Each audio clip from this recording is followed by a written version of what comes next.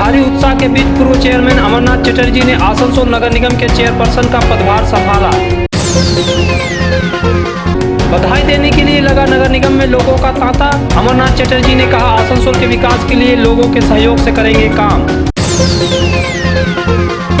मंगलवार को दुर्गापुर में बीजेपी की बड़ी रैली, दिलीप घोष और शुभेंदु अधिकारी होंगे शामिल। क्या जितेंद्र तिवारी यहां बीजेपी का थामेंगे झंडा? अमरनाथ चटर्जी ने सोमवार को आसनसोल नगर निगम के प्रशासकीय बोर्ड के चेयरपर्सन का पदभार ग्रहण कर लिया।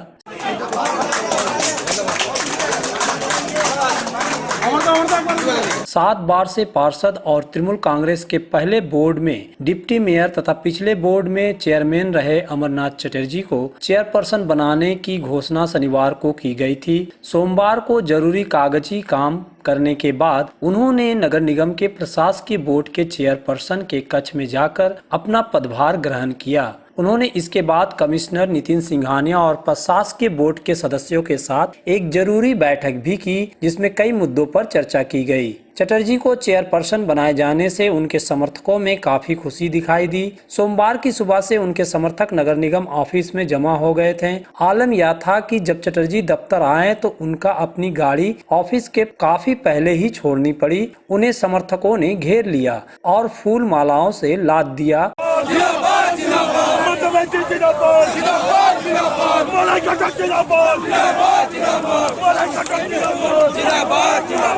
पूर्व MIC अभिजीत घटक और अन्य लोग पहले से ही उनके स्वागत के लिए वहां मौजूद थे। समर्थकों ने पटाखे भी फोड़े।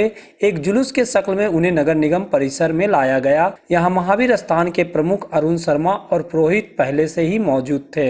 उन्हें टीका लगाकर उनका स्वागत किया गया। नगर निगम भवन के मुख्य दरवाजे के सामने खड़े होकर अमरनाथ चटर्जी ने भीड़ को संबोधित करते हुए सबका आभार प्रकट किया और कहा कि मुख्यमंत्री ममता बनर्जी ने आसनसोल का विकास करने के लिए उन्हें बड़ा जिम्मा सौंपा है।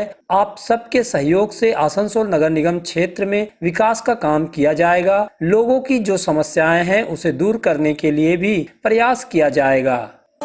মমতা বন্দ্যোপাধ্যায় যে কাজ করার সুযোগ করে দিয়েছে এবং আসানসোলবাসী দীর্ঘদিন ধরে যে কাজ করার জন্য আমাদের বারবার আশীর্বাদ করার মধ্যে দিয়ে আমাদের এই কর্পোরেশনের মধ্যে প্রবেশের সুযোগ করে দিয়েছে, তাদের কাছে আমার প্রণাম, তাদের কাছে আমার কৃতজ্ঞতা, তাদের কাছে আমার শ্রদ্ধা নিবেদন করলাম।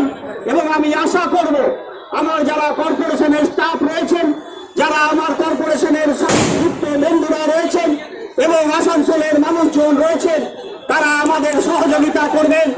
মমতা বন্দ্যোপাধ্যায়ের যে স্বপ্ন সুন্দর আসানসোল তৈরি করা, আমরা বাস্তবে যেন তার রূপ দিতে পারি। আমি আপনারা যারা এসেছেন তাদের কাছে পুনরায় কৃতজ্ঞতা প্রকাশ করি। আমি আপনাদের কাছে পুনরায় শুভেচ্ছা জানাই। আপনারা ভালো থাকুন, সুন্দর থাকুন। যেমন সুন্দরভাবে আপনারা এসেছেন ঠিক সেই রকম সুন্দরভাবে মিষ্টি মুখের ব্যবস্থা করেছে আমাদের রকেট চ্যাটার্জি এবং বাজারের কয়েকজন, তাদের কাছ থেকে মিষ্টি মুখ করে যাবেন। लोगों को संबोधित करने के बाद भी उनके समर्थक उनके साथ तक बने रहे। पदभार ग्रहण करने के बाद उन्हें बधाई देने के लिए हर वर्ग के लोगों का तांता लग रहा। आम आदमी से लेकर विभिन्न संगठनों की तरफ से उन्हें माला पहनाकर या गुलदस्ता देकर उनको शुभकामनाएं दी गई। अमर चटर्जी ने सभी शुभकामनाएं खुशी खुशी स्वीकार की और कहा कि लोगों के सहयोग से वो आसनसोल के विकास को नई दिशा देने की कोशिश करेंगे।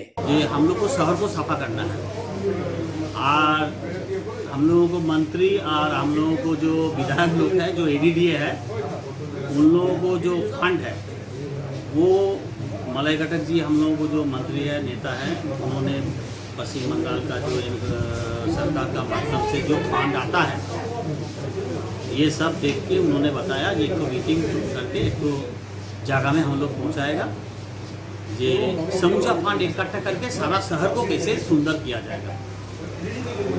चाहे पानी हो, चाहे सफाई हो, चाहे रास्ता हो, चाहे नाली हो, सब। ममता बनर्जी जो काम कर रहा है पश्चिम बंगाल को आगे बढ़ाने के लिए, आसनसोल में मलाई घटक जी ने जो काम कर रहा है, नया जिला तैयार करके और यूनिवर्सिटी तैयार करके जो दिशा दिखा दिया आसनसोल वासी को, हम लोग चाहूँगा कि आसनसोल वासी हम लोग को मदद करें, हम लोग ये शहर को और सुंदर और आगे बढ़ाने का कोशिश करूँगा। और सबको मेरा नमस्कार, सबको मेरा प्रणाम। there. Subscribe to my channel. And also press this bell icon. विधानसभा चुनाव से पहले केंद्रीय एजेंसियां काफी सक्रिय है। सीबीआई और आयकर विभाग के बाद अब ईडी के अधिकारी भी सक्रिय हो गए हैं। सोमवार को 200 से अधिक संख्या में ईडी के अधिकारियों ने बंगाल में 12 जगहों पर छापेमारी की।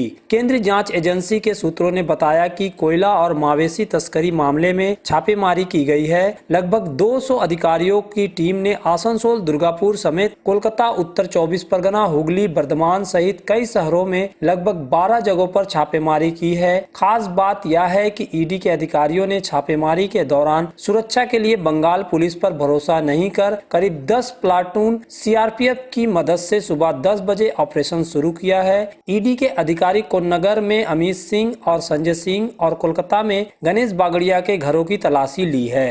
गौरतलब है कि इसके पहले केंद्रीय जांच एजेंसी सीबीआई ने पश्चिम बंगाल की राजधानी कोलकाता में कई जगहों पर छापेमारी की थी, जिसमें तृणमूल यूथ कांग्रेस के महासचिव विनय मिश्रा के घरों पर भी छापेमारी की गई थी।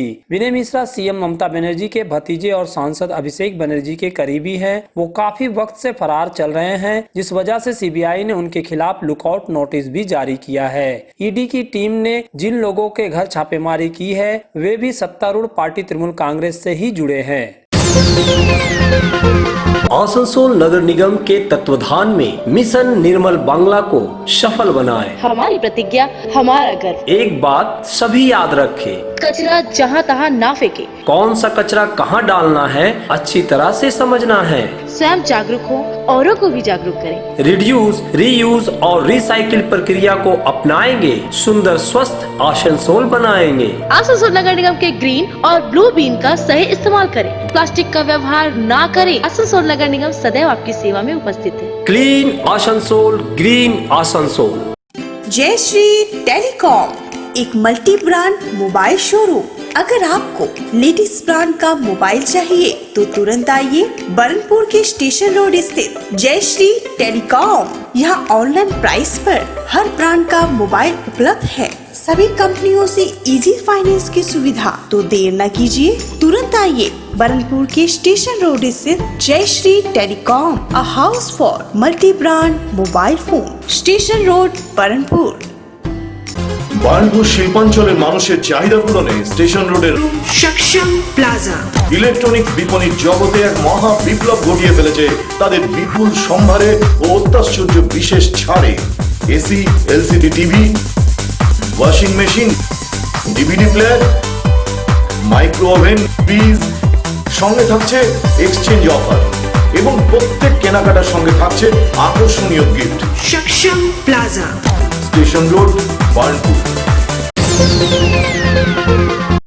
आसनसोल नगर निगम के नए प्रशासक पूर्व चेयरमैन अमरनाथ चटर्जी बनाए गए हैं। सोमवार को उन्होंने अपने समर्थकों के भारी उत्साह के बीच पदभार ग्रहण भी कर लिया। लेकिन यहां से अब एक बड़ा सवाल उभर रहा है कि पूर्व मेयर जितेंद्र तिवारी का क्या होगा, क्योंकि इस्तीफा देने के बाद फिर से उनकी तृणमूल कांग्रेस में घर वापसी तो हुई थी, लेकिन वह पार्टी के किसी कार्यक्रम में दिखाई नहीं दे रहे हैं। अब तक उन्होंने बीजेपी में जाने की सारी अटकलों को खारिज भी किया है और यह सच भी दिखा कि उनकी बीजेपी में ज्वाइनिंग नहीं हुई है। लेकिन मंगलवार को बीजेपी की एक बड़ी रैली दुर्गापुर में होने जा रही है। पहले यह आसनसोल में होना था। दुर्गापुर में बीजेपी की बड़ी पदयात्रा भिरंगी से लेकर मेन रोड तक होगी। इसमें बीजेपी के प्रदेश अध्यक्ष दिलीप घोष समेत बीजेपी के 3 सांसद अर्जुन सिंह, बाबुल सुप्रियो और सुरेंद्र सिंह अहुवालिया शामिल होंगे। इस रैली के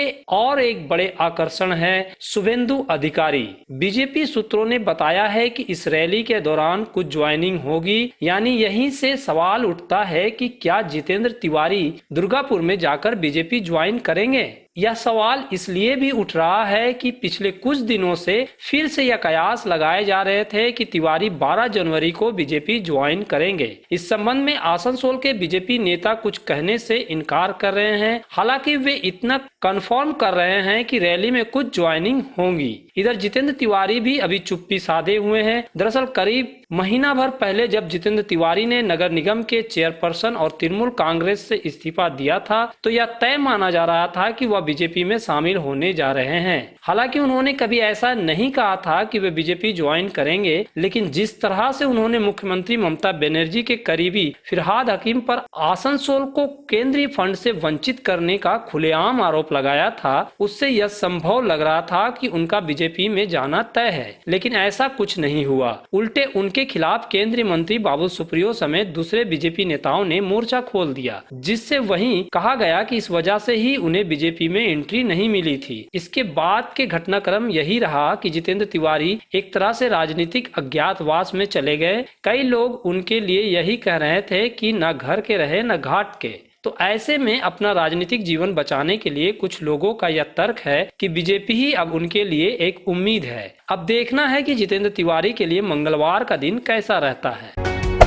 Hey there. Subscribe to my channel. And also press this bell icon.